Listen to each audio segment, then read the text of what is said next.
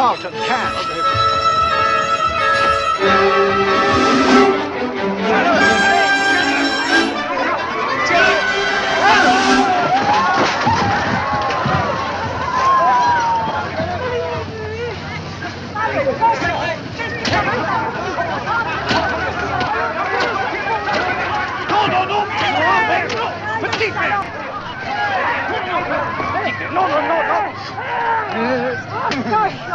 C'est moi, bien noir! Non, non, that's c'est moi! You're marvelous. Last night you steal a small fortune, and today you lie on the beach with an American beauty. That's why one needs a small fortune. Is this your next victim? Yes. Well, I'd better get back. But what has she got more than me, except money? And you are getting plenty of that. Danielle, you are just a girl. She is a woman. Why do you want to buy an old car if you can get a new one cheaper? It will run better and last longer. It looks as if my old car just drove off. No, it hasn't. It's just turned amphibious. Oh, I thought I'd come out and see what the big attraction was. Yeah. And possibly even rate an introduction. You didn't tell me your name. Danielle Foussard. Miss Foussard, Miss Stevens. How do you do, Miss Foussard? Mr. Burns has told me so little about you. Well, we only met a couple of minutes ago. That's right, only a few minutes ago. Only a few minutes ago. And you talked like old friends. Ah, well, that's warm, friendly France for you. Well, I was asking about renting some water skis. Would you like me to teach you how to water ski? Thank you, but I was women's champion at Sarasota, Florida last season. It was just an idea. Are you sure you were talking about water skis? From where I sat, it looked as though you were conjugating some irregular verbs. Say something nice to her, Danielle. She looks a lot older up close. Uh-oh. To a mere child, anything over 20 might seem old. A child? Shall we stand in shallower water and discuss that? Enjoying yourself, Mr. Burns? Oh, it's very nice out here. You know, the sun and all. Well, it's too much for me. I'll see you at the hotel. I'll go with you. But, Mr. Burns, you didn't finish telling me why French women are more seductive than American women. I know what I'd like to tell you, though. wait a minute, what?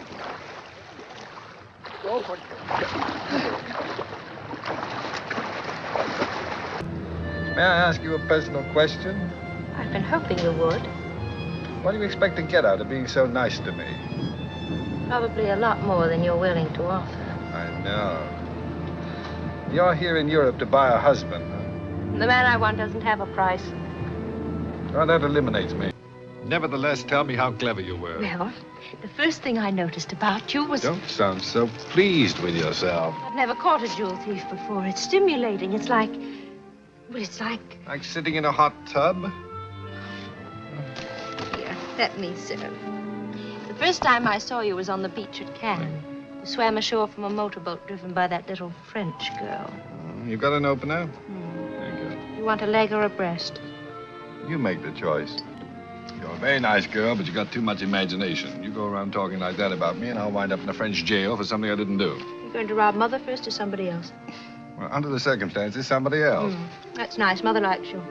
You have a very strong grip. The kind a burglar needs.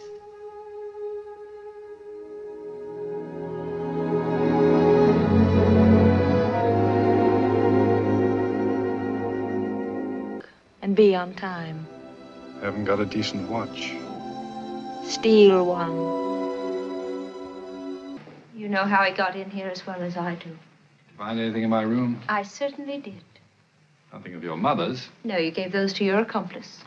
But I did find that the clothes of Mr. Burns, the American, all had French labels in them. And I found this. A list of everyone on the Riviera with jewelry worth stealing. Listen to what it says about us. What good is that going to do you? You're already caught. I called the police from your room and told them who you are and what you did tonight. Everything? Oh, the boys must have enjoyed that down at headquarters. Mother, his name isn't Burns. He's a notorious jewel thief called the Cat. And what's he doing here now, Lamb? If he already's got the junk, Returning to the scene of this crime. since when is love a crime? His name is Roby, and for my money, he's a real man. Not one of those milksops you generally take up with. To jail.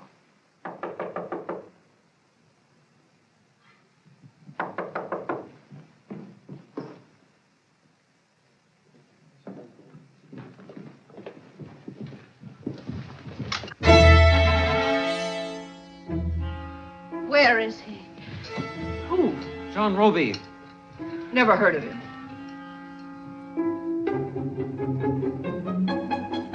Mother, the book you're reading is upside down.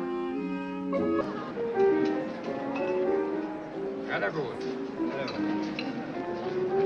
There they are. Police Commissioner Lepic and one of his men. Wigs, pantaloons, and flat feet. Come on. Je m'excuse d'avoir dû faire ramasser dans le sang quelques-uns de garçons. Oui, merci. Well, my heart pills. Can't drink champagne without my pills. It gives me heartburn. Where do you think you left them, Mother? Upstairs in our room. They're in my purse. Would you be a sweetie, John, and go and get them for me? Of course. I'd be delighted. Mother. Well, all I said was... Never mind what you said.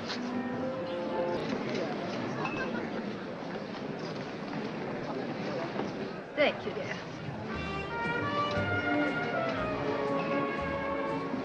Shall we dance?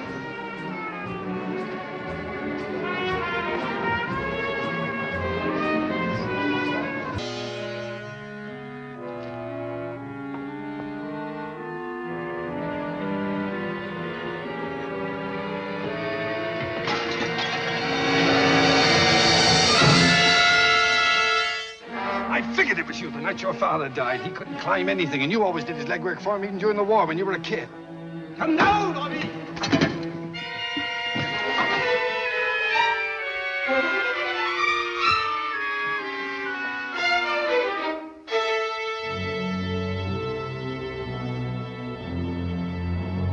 Come down, Roby, or we shall be forced to shoot. Allez, allez, viens ici. Sors ton revolver.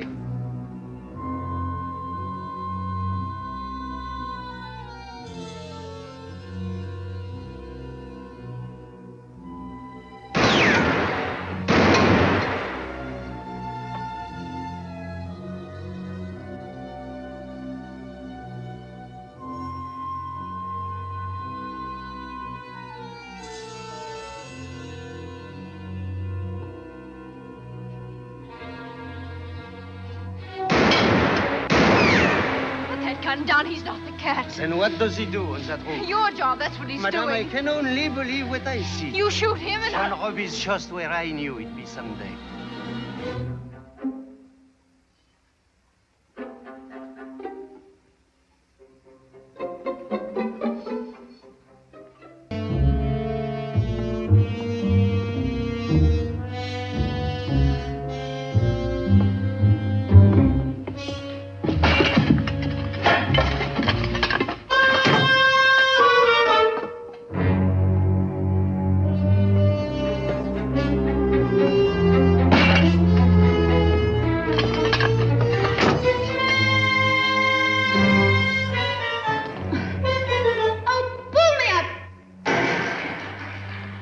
Shout, it makes me nervous. I might drop you.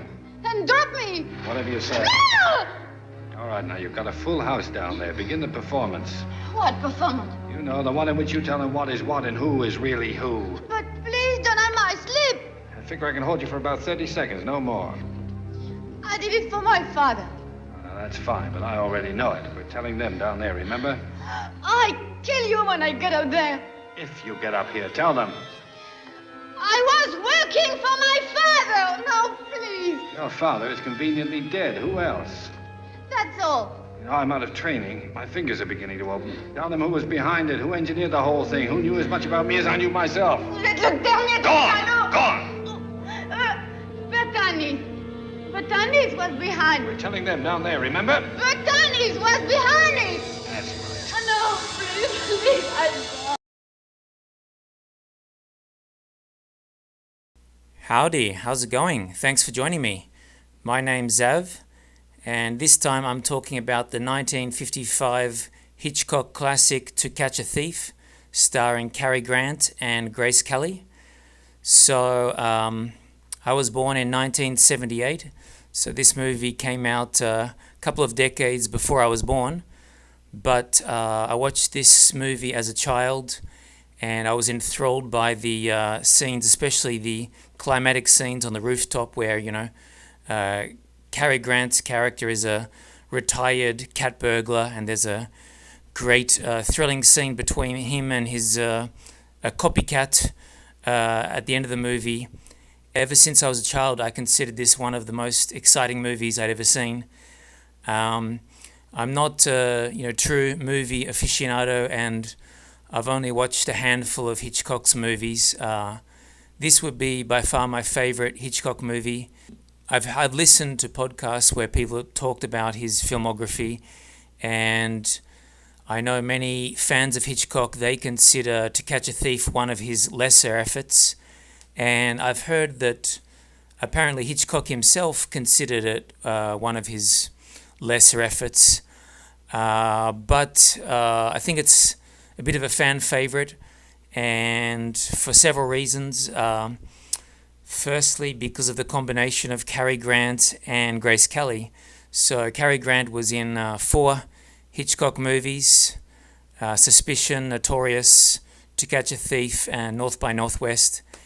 And Grace Kelly was in 3 Hitchcock movies: Dial M for Murder, Rear Window, and To Catch a Thief.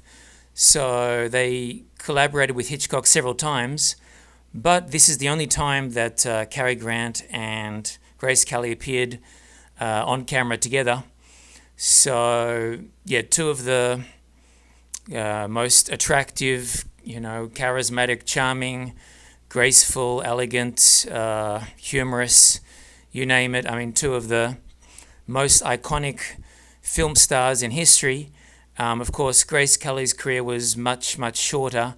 She had a brief reign there, brief reign as Hollywood's queen before becoming Princess of Monaco, and it's because of this movie that she met Prince Rainier. Is it Prince Rainier II? Because of this movie, she met him at a film festival in Cannes. So basically, inadvertently, Hitchcock introduced Grace Kelly to the Prince of Monaco, and she became actual royalty. So then her film career abruptly ended. Many people think that Hitchcock would have gladly kept casting her. I mean, famously, he had many, many blondes. He loved blonde actresses, and there are many beautiful actresses that appeared in his movies. But it seems that Grace Kelly was his favorite, and it seems also that Cary Grant was his favorite actor. So Hitchcock did ask Cary Grant and Grace Kelly to come back subsequently, but Cary Grant did come back. They filmed one more time together, North by Northwest, but a couple of years before To Catch a Thief, Cary Grant announced his retirement. So I believe it was 1953, thereabouts.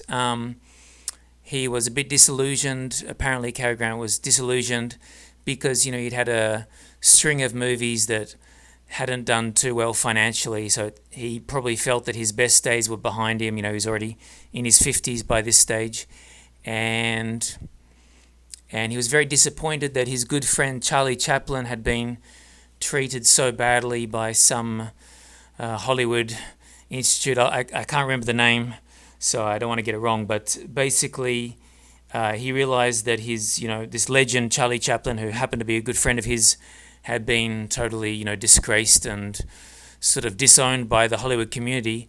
And Cary Grant felt that, well, if that can happen to Chaplin, it could surely happen to him. So, yeah, he announced his retirement in 1953, but then famously Hitchcock lured him out of retirement, and it was a good thing he did.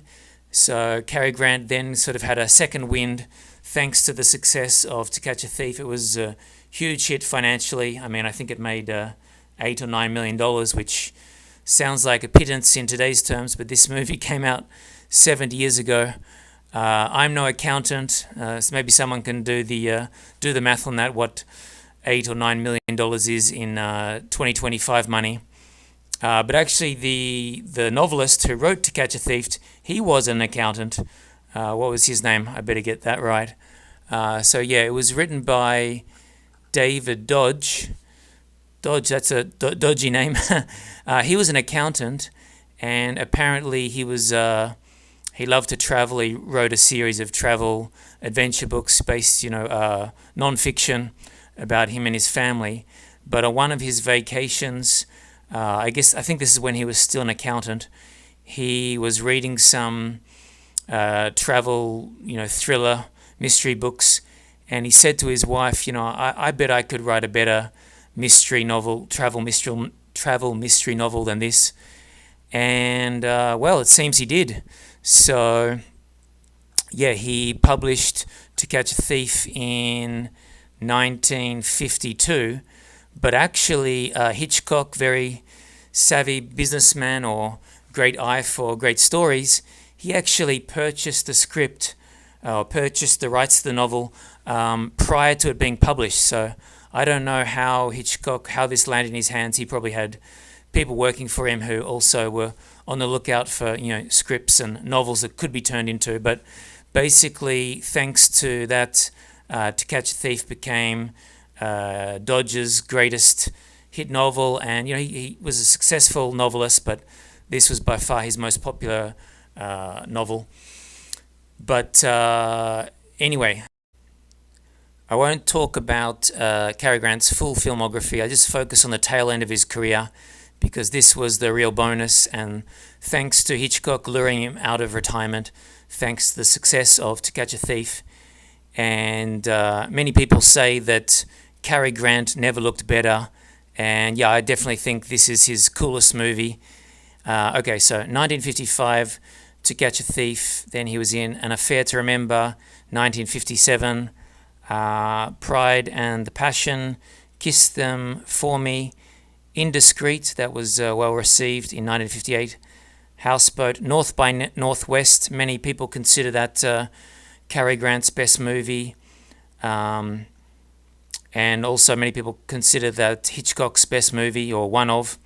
Then he was in Operation Petticoat. That was a very different role, but also very well received, big hit.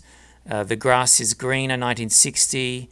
That Touch of Mink, romantic kind of comedy, rom-com. And Charade with Audrey Hepburn. That was a great one, 1963. 1964, Father Goose. And very different role in that one, where he's kind of on a tropical stranded on a tropical island with a group of schoolgirls who are marooned from their ship, I think it was. I haven't watched that movie, but I would like to check it out. And then 1966, his final movie, Walk, Don't Run, which was filmed in Japan. So based around the 1964 Tokyo Olympics. So pun intended, some people think that was a pedestrian way for him to end his career. But I think it's actually kind of cool that Cary Grant's final movie was filmed in Japan, and it was kind of like a passing of the baton, because the next year, 1967, Sean Connery filmed You Only Live Twice in Japan, and these were, two of the most well-known movies filmed in Japan in the 1960s. And of course, both of them worked with Hitchcock.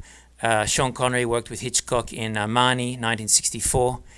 And if you look at the AFI tribute to Hitchcock, which was in 1979, just 1 year before Hitchcock passed away, you can see in that AFI tribute, it's got all these legendary film stars, Ingrid Bergman, and he's surrounded by, his favorite actors and actresses. And immediately to his left was Cary Grant. And at one stage, they're announcing these other, star actors that have come to congratulate Hitchcock on his amazing career. And you could see, he's really struggling with health, so it's a bit sad. But, it's a great thing that they had this ceremony. Perhaps they should have had it a few years earlier. So I think he was 79 or 80. I mean, it was, just 12 months, about 12 months before he passed away. And so Cary Grant is right next to Hitchcock, and then Sean Connery is announced, and he's smiling and trying to say something to Hitchcock, but Hitchcock very bad of hearing at that stage and probably bad eyesight as well, and so he doesn't know who Sean Connery is. I don't think I think it was just a problem with his hearing and his sight. But anyway, Cary Grant is there right by his side and he's whispering in his ear. Hitchcock leans over to Cary Grant and says, who's that? And Cary Grant says, that's Sean Connery. And then Hitchcock kind of smiles. I kind of feel like a passing of the baton from Cary Grant to Sean Connery. The previous movie I reviewed was Entrapment, and I very much believe that Entrapment, the story was inspired by To Catch a Thief, and many people have spoken about how Cary Grant could have been James Bond, and indeed the the producers of James Bond, they asked Cary Grant to be James Bond in Dr. No 1962, so we could have had a very different James Bond, and Sean Connery's career might not have ever happened. I mean, Sean Connery, he'd been in a few movies, but he'd been minor characters, so undoubtedly Sean Connery's big break was in Dr. No 1962. But they wanted to get Cary Grant as James Bond. A lot of people don't know that, but listening to other people talk about Cary Grant's career and people who know a lot more in depth about his career and James Bond, they've mentioned that. And of course, To Catch a Thief is the Hitchcock movie that most resembles a Bond movie. I mean, for example, you've got the casino scene early on in the movie. Cary Grant was asked to be James Bond, and he was interested, but he actually refused, and apparently the reason he refused is he only wanted to do a one-picture deal. He wasn't interested in doing a whole series, and so the Broccolis, they wanted to sign on someone who was willing to do a bunch of the movies, and they ended up going with Sean Connery, but it seems their first pick was Cary Grant. And if you see Cary Grant in To Catch a Thief, it's not hard to imagine why the Broccolis saw Cary Grant as James Bond, because, To Catch a Thief very much, I mean, visually has very much of a James Bond vibe. The exotic locations, I mean, it's filmed on the French Riviera, but it's also the way it's shot. I mean, Hitchcock, of course, he was a trailblazer, and he developed so many filming techniques that directors used. He developed so many filming techniques that really changed the game in the way films are made. So now, people take it for granted, but for example, in To Catch a Thief, it was the first time that they'd hung cameras out of helicopters to film a car chase. So you have those incredible car chase scenes. I think it's in the hills of Monaco. And, of course, tragically, Grace Kelly, she crashed her car in the early 1980s on those same hills. So tragic irony that they have the car chase scenes where she's driving a car and Cary Grant's her passenger, and because the police are after him. Nowadays, it would be a lot of those aerial shots, of course, would be done by drone, and I can imagine even a lot of it would be green screen, CGI fest. So To Catch a Thief still looks amazing. It holds up. Maybe some people watching this review, they would be lovers of the old movies. I really feel like I should go back and watch more of the old classics. To be honest with you, I'm not a big fan of black and white movies. I can appreciate them, artistically, and I can listen to other people. I can enjoy listening to other people talk about how magnificent they are, but I guess I really love color. So I love the fact that, for example, a movie like Notorious, that many Hitchcock fans say is a better movie, and probably Hitchcock himself would think so, because it's in black and white. I haven't watched that in full. I've watched parts of it, but maybe after this review, maybe to consider myself, a true Hitchcock fan or a true Cary Grant fan, I better go back and watch some of those. To Catch a Thief is just incredibly beautiful. I mean, to me, it really holds up. One of the reasons it was filmed in VistaVision, which was very new at the time. I think it was one of the first films that was filmed using the VistaVision 70mm technique. And again, the true, film nerds out there will know much more about this than me. But as an amateur or as a newbie, I can just say that this film looks amazing, totally holds up. So if you're a young person listening to this and you haven't watched To Catch a Thief, this is definitely one you want to watch. I mean, this will open your eyes, and it's so beautiful thanks to the incredible scenery, which Hitchcock filmed incredibly, and, it was really amazing what he did. So before this movie, they'd never attempted anything like it. Of course, in those days, they didn't have the, green screen CGI technology, but they did use rear projection. So while you're getting the cuts between the, real footage, aerial footage from the helicopter, you're also getting the scenes in the car with Cary Grant and Grace Kelly being chased by the police. And so, the rear projection technique, basically, you had a pre-recorded background image and projected onto the back of a translucent screen. So that was the equivalent of green screen back in the day. And, in some movies, it looks really, really dodgy, really obvious. And, occasionally even in, modern movies, or I'm trying to think of a good example. There's a scene in Pulp Fiction. I mean, Pulp Fiction is over 30 years old now, but there's a scene, obviously Tarantino, he wanted to pay homage to the classics, and so there's a scene where, Bruce Willis has just won a boxing fight that he was supposed to lose, and there's a, female taxi driver, and they're having this amusing conversation. I mean, of course, Tarantino, he's a master of dialogue, as is Hitchcock. I've heard Tarantino talk about Hitchcock, but I think he wasn't a big fan, but that's kind of doesn't ring true to me, because I imagine that Tarantino did pick up a bit from Hitchcock.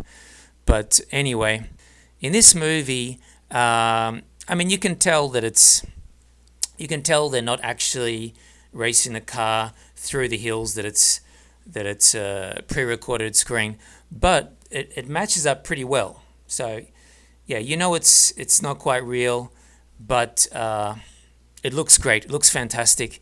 And what I really love is tangible things. That's why I've got this here. This is from Hokkaido. I live in Japan. And Hitchcock, he loved to put ornaments like lampposts and vases in the foreground. So I just learned that listening to a podcast earlier today. But I like to do that too. So maybe subconsciously Hitchcock influenced me. Honestly, I was a little bit anxious to do this movie review because I realized I'd be maybe out of my depth reviewing a Hitchcock movie and a Cary Grant movie because I haven't watched all their movies. But basically it's because I just reviewed Entrapment, and big fan of that movie, and as I said, I'm pretty sure Entrapment is inspired by To Catch a Thief. They're different movies. In Entrapment, Sean Connery and Catherine Zeta-Jones, their characters are basically rivals who become lovers, and they're both thieves and both kind of double-crossing, triple-crossing. But there is this, magnificent, thrilling heist atop the Petronas Towers in Kuala Lumpur, kind of a towering inferno, thrilling scene towards the end of the movie. And in To Catch a Thief, it's not quite that dramatic. It's atop this hotel in Cannes, I believe, but it's actually filmed on a soundstage in Paramount soundstage in Hollywood. Most of the film was filmed on location in the French Riviera, including Cannes, including Monaco, but for some shots they did on a soundstage, and so the last 6 or 7 minutes of the movie, the climatic ending on the rooftop, that was all done in a soundstage. And so it's supposed to be at night, as was the climax to Entrapment. And in the climax to Entrapment, it was mostly filmed on the Petronas Towers, but they actually used some miniatures. But with To Catch a Thief, it was actually filmed during the day because it was very difficult to film at night back then. And so Hitchcock ingeniously, he made this incredible, rooftop, very, very beautiful with all the tiles, and it looks like a spectacular, hotel, classic hotel that would be on the French Riviera, but it was on the soundstage. And it's got this kind of green tint, which I love. I'm a big fan of green, as you can see behind me. Some people criticize that. They said it's strange, but and one thing I didn't pick up is you can see the shadows. So as Cary Grant's character is, moving like a cat. He's very light on his feet as he's running across the roof to catch the real thief. You can see the shadows, his shadow, and so it was actually filmed during the daytime, but it was just too difficult to film at night. I guess it goes without saying, but spoiler alert. So if you haven't watched this movie, then what are you waiting for? Check it out. It's been around for 70 years, but I definitely encourage anyone who hasn't watched this movie, definitely check it out. I'm pretty sure that most people who would be hearing me out on this have already watched the movie, and perhaps they just want to hear someone else who's enthusiastic about it. So it turns out that Cary Grant's character, John Roby, is not the thief. So he is a retired thief, the cat, but actually at the climax of the movie, he catches Brigitte Aubert, that was the actress name, Danielle Fossard. So Roby catches Danielle, and she's kind of hanging off precariously off the rooftop, and he pushes her, figuratively speaking, to confess who's behind the robberies. And so she lets the cat out of the bag, that it's Bertani. In both Entrapment and in To Catch a Thief, one of the obvious parallels is that, at the beginning of Entrapment, you see this heist scene where there's a stolen Rembrandt, and you assume that it's a man, but in fact it was stolen by Catherine Zeta-Jones' character, so it's a woman. And likewise in To Catch a Thief, the whole time you're assuming that the new robber, we presume that Cary Grant's character is innocent, because he's the protagonist and he's professing his innocence and he's on the hunt for the real thief. We presume that the thief is a man, but it turns out that it's a woman. So actually I'm going to do something that I haven't done in my previous movie reviews. This time I'm going to read the plot. So if you find this boring, by all means skip ahead. But this reading the plot just helps me structure this a little bit because I'm all over the place. And I also want to read the plot out aloud because it makes me appreciate that it was a great story. And so I think it's kind of strange that a lot of people talk about this movie and they say that it's a bit lightweight or it's just, some eye candy fluff. I mean, undoubtedly the movie is eye candy. It is pure, it's not only eye candy, but it is absolute eye candy because the French Riviera looks amazing. The Vista Vision, cinematography, spectacular. Cary Grant, one of the best-looking actors in Hollywood history, at his peak. I mean, some people might not think so, but he was in his 50s at this stage. But I think he never looked better in a movie. And certainly he was at his most confident in this movie. Probably the fact that he was coming out of retirement, got him excited again. And working with Hitchcock again. So I think he was excited to be in this movie. And Hitchcock was definitely excited to be filming on the French Riviera. And basically he wanted an excuse to film on one of his favorite holiday locations. So that's probably why he bought the script from David Dodge.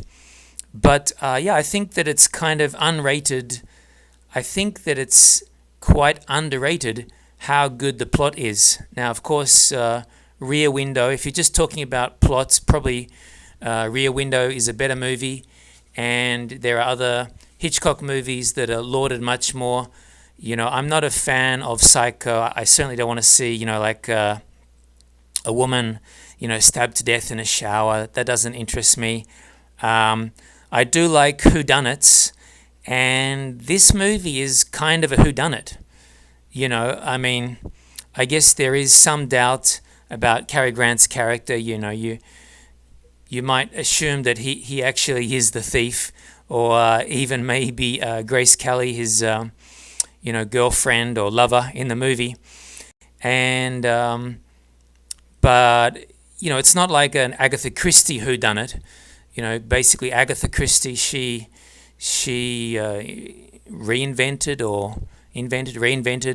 created that whole genre of whodunits where you have the detective, and at the end of the movie they all all the characters, the remaining characters are still alive. They get together in a room, and basically the detective, whether it's Poirot or recently, the Knives Out movies, Glass Onion, Daniel Craig, a similar concept where the protagonist detective, explains to everyone who the real killer is, and it's usually somebody in the room. So that's like the classic trope whodunit. But this is a whodunit movie in that we're, not sure until the end. From now, I'll read aloud the plot. Again, I just want to appreciate how clever the story was, because I think it's significantly underrated. And maybe the problem is that true fans of Hitchcock, they've watched so many of his movies and they know how brilliant his twists and turns are, that they're not thrilled enough by this movie. But for me, this was more than thrilling enough. And the movie works for the eye candy, but it also works on the story. So let me read the story from now. Okay. Police suspect retired jewel thief John the Cat Roby may be responsible for a string of burglaries on the French Riviera. When they arrive at his hilltop villa to question him, Roby slips away and heads to a restaurant owned by his friend Bertani. The restaurant staff, members of Roby's old gang, who were paroled for their work in the French Resistance, are angry at Roby because they are all under suspicion as long as the new cat is active. When the police arrive at the restaurant looking for Roby, Danielle, the daughter of the restaurant's wine steward Forçade, spirits him to safety. Roby wants to prove his innocence by catching the new cat, the copycat. He enlists help from insurance agent H.H. Hewson, who reluctantly provides a list of persons currently on the Riviera with the most expensive jewelry. American tourists Jessie Stevens, a wealthy nouveau riche widow, and her daughter Frances top the list. Roby strikes up a friendship with them. Posing as an Oregon businessman on vacation, Frances feigns modesty at first, but kisses Roby as she retires to her room. The next day, Frances invites Roby for a swim at the Cannes beach, where he runs into Danielle. He maintains his cover as a wealthy American tourist, despite Danielle's jealous barbs about his interest in Frances. Frances accompanies Roby to a villa he says he's interested in renting, but actually suspects might be the new cat's next target. Frances reveals that she knows Roby's real identity. He initially denies it, but concedes as the two watch a fireworks display from her hotel room later that night. They kiss passionately. The next morning, Jesse's jewels are gone. Francis accuses Robbie and claims he used her as a distraction. She calls the police, but Robbie disappears by the time they arrive on the scene. That night, an assailant attacks Robbie as he stakes out an estate while trying to catch the thief. A second attacker tries to catch him, but accidentally hits the first assailant, who falls off the estate's seawall into the water. Police recover the body, which turns out to be Fossard. The police chief publicly announces that Fossard was the jewel thief. However, Robbie points out to the police and Hewson that Fossard had a prosthetic leg and was unable to climb on rooftops.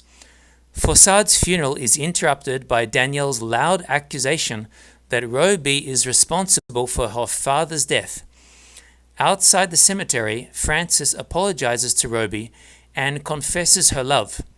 Robbie asks her to arrange his attendance at a masquerade ball she and Jesse are invited to, and where he believes the cat will strike. Robbie accompanies Frances to the ball, dressed as a masked Moor. The police hover nearby, hoping to catch the cat, when Jesse addresses the Moor as John and asks him to fetch her heartburn pills from upstairs. The authorities are seemingly tipped off to his identity. Upon the masked Moor's return, the police wait as he and Frances dance together all night. When the masked Moor accompanies Frances to her room, it is revealed to be Hewson, who switched places with Robbie to conceal the latter's exit.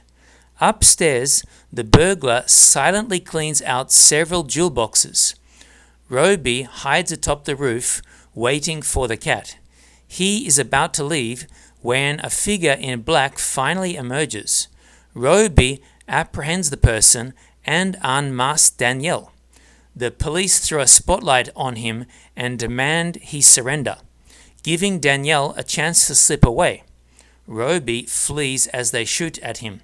He corners his foe with the jewels in hand. Danielle slips and goes over the roof's edge, but catches the eave with one hand. Robbie grabs her wrist, and as she hangs in his grasp, he forces her to admit to the police below that Bertani planned the thefts. Later, Robbie speeds back to the villa, followed by Frances. She tried to convince him that she had a place in his life. He agrees, but looks less than thrilled when she says that her mother will love his villa. In preparation for doing this review today, which, as I mentioned, I feel a bit out of my depth, today was the first time I'd actually ever read the plot. And, maybe I was probably influenced by other movie reviews and people saying that, it's, people talk about this movie as if it's a guilty pleasure. And they say all the focus is on how beautiful the movie is. And as I said, very, very beautiful movie. But as for the story, it generally doesn't get much praise, and Hitchcock fans tend to dismiss it as, very lightweight, and who knows, maybe Hitchcock would think so himself, but to my thinking, it's a great plot. So, just reading through the plot there made me appreciate that it is a great story. So the movie works on different levels. If you like a good whodunit, it works. If you like a kind of travelogue movie, it works. And I do think that it had a big influence on the James Bond movies. There are so many incredible, memorable scenes in this movie. One that really stands out is when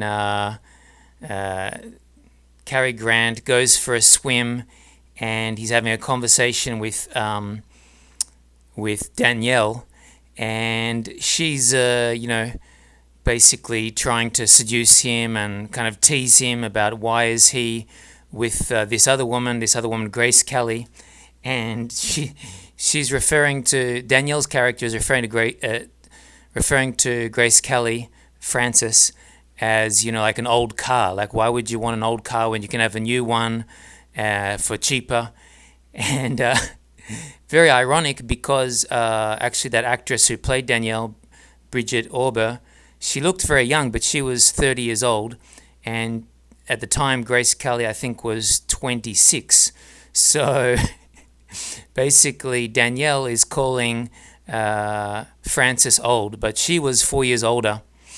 But, this is a great scene if you're interested in what made Cary Grant such a, charming, charismatic actor, because he's hardly talking in the scene. So it's basically this, cat fight, pun intended, between these two women fighting over him.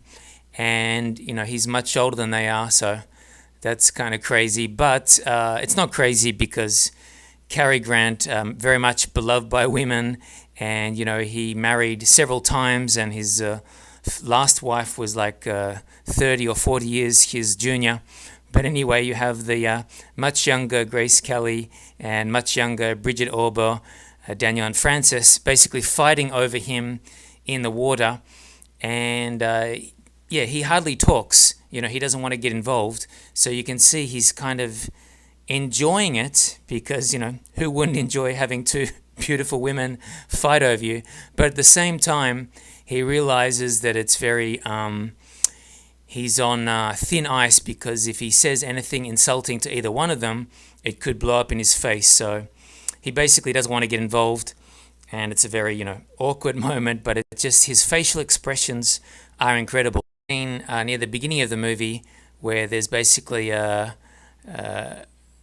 Cary Grant is trying to escape the police on his tail, hot on his tail, and they get into they fall over in this florist, and the owner of the shop, this elderly woman, she's furious, and she thinks it's all Cary Grant's fault, and so she's whacking him over the head with flowers. And then there's this cartoonish kind of chase scene, and where she's grabbed his sleeve of his long sleeve shirt and fighting around this tree. Definitely a nod to the silent era and the classics, Charlie Chaplin classic, slapstick comedy. But Cary Grant himself very much from that era. It was often said that Hitchcock didn't get on with his actors, and apparently there was some quote where he referred to actors as cattle, and this was picked up by someone and then basically criticizing, talking about how Hitchcock was, very much, authoritarian, very cruel to actors, and very condescending towards them. And then, he was aware of this criticism, and he said, I never said they're cattle. I would never be so rude and dismissive. I said they should be treated as cattle, not that they are cattle. I love this kind of self-awareness and honesty on Hitchcock's part. And likewise with Cary Grant, because Cary Grant wasn't his real name. He was originally born as Archibald Alec Leach, and so, a lot of people suspected that this cool, suave, sophisticated, basically character, that the character of Cary Grant that he carried throughout his film career, people would say, well, that's not the real man. He's a fraud, and I think, maybe he had a bit of imposter syndrome. It wasn't his choice to name himself Cary Grant. When he went to Hollywood, the studio said that, his name Archibald, it wouldn't fly. So they said, it's quite common in that day for studios to request that actors change their name in order to get a contract with the studios. So they named him Cary. And then they gave him a list of surnames from which to choose from, and he liked Grant the best of those. So he sort of chose his, stage name, surname. But anyway, Cary Grant, the name and his, on-screen persona, kind of caricature or an invention. And so people were suspicious, who is the real Cary Grant. So one of Grant's friends said to him, you're so cool in the movies. I want to be Cary Grant. And then Grant said himself, yeah, everyone wants to be Cary Grant. Even I want to be him. So kind of this acknowledgement that, he wasn't who he portrayed himself to be in the movie. So it was a very carefully crafted persona. Basically he did what he had to do to get into the movie business. And, a bit like Sean Connery, these legends of the screen, I don't think, there's no way you could have these kind of actors come up in a system now. I mean, I think both Sean Connery and Cary Grant, they left school at age 13 or 14, and they both started working around that age, and they both had a sense of adventure.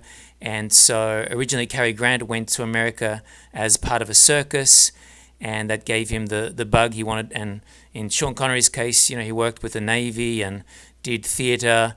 And so, on paper, they had, kind of low-level education, but basically self-taught, and, they read a lot of books and basically created their personas. But Cary Grant especially, and in his case, there's always been this question about who was he really. And of course, in those days, movie stars had this aura of mystery around them, which movie stars don't these days. But I think that was very much to his benefit, because, people went to the cinema, they wanted to pay to see these mysterious stars that you could only see, once a year. Cary Grant's childhood was very tragic.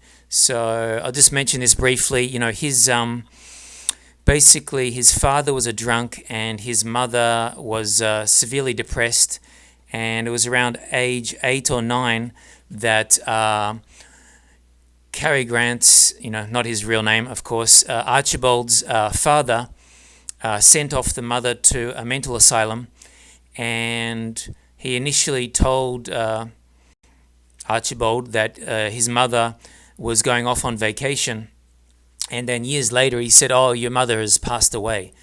She's not coming back." And then the father remarried, and so from age 10, I think it was, until age 31, so over 20 years, Cary Grant, Archibald, believed that his mother was dead, and he kind of resented her for abandoning him at a young age, as understandably.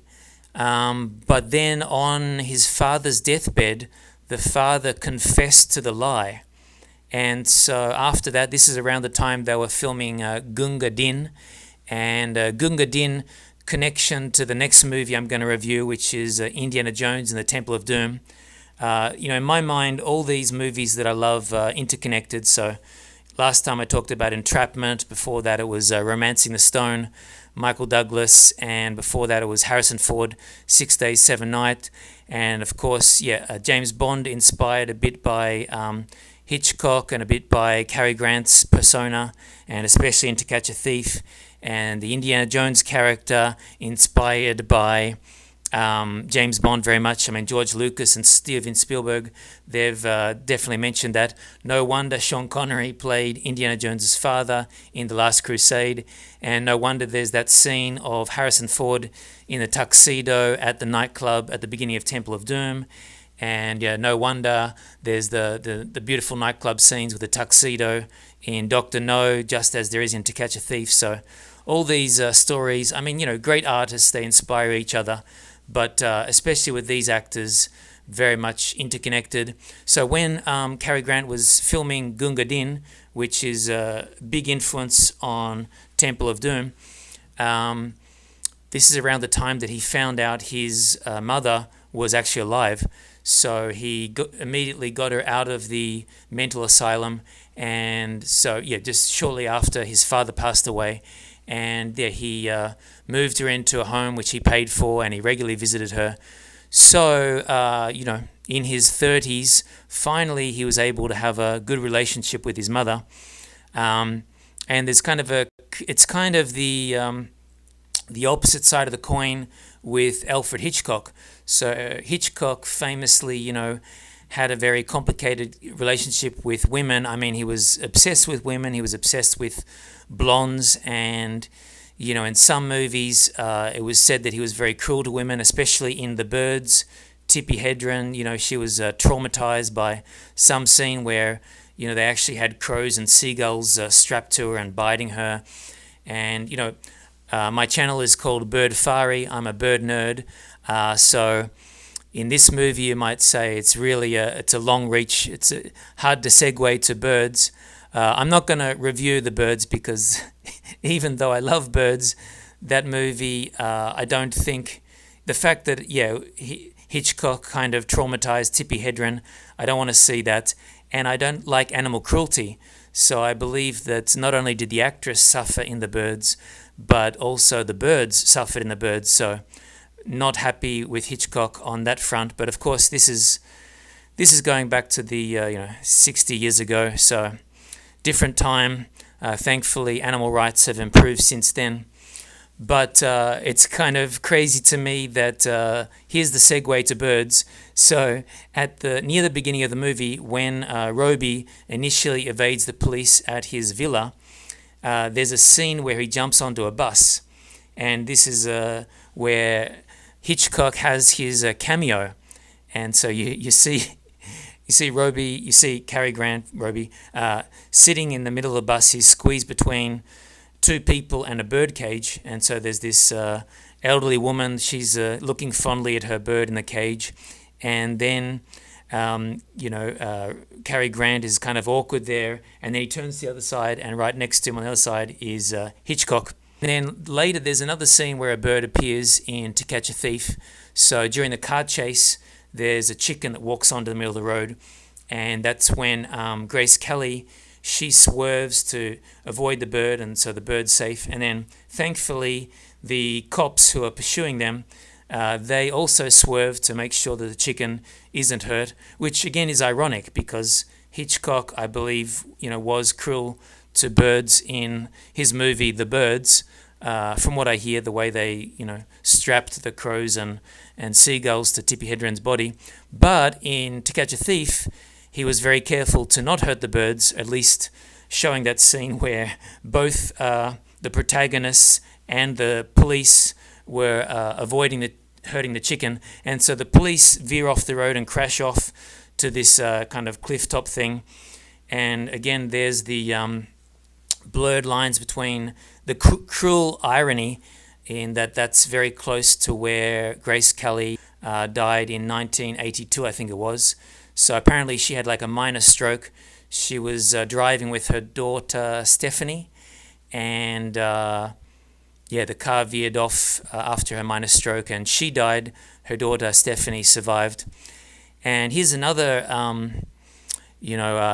truth stranger than fiction, or the lines blurred between fiction and reality. Prince Rainer's mother, so Grace Kelly married Prince Rainer. His mother, she married a diamond thief. And it's kind of funny that, at the beginning of the movie, it's established that Cary Grant is a diamond thief, and that, but he's retired. And so they sort of talk about this as if this was like a glorious past career. Like, you could, back in the day, you could be a diamond, you could be a jewel thief, as long as you're not doing it now. Like it was like an honorable thing. Okay, they explain that because he was part of the French resistance, and so he was on the side of the French. They, kind of let him go. But, of course, Grace Kelly's character, she's seriously turned on by the fact that she thinks he's Roby the cat.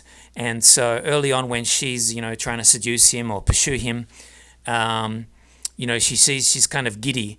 So after that chase scene where they just narrowly avoided the chicken and then the cops veered off, she says to him, I know your true identity.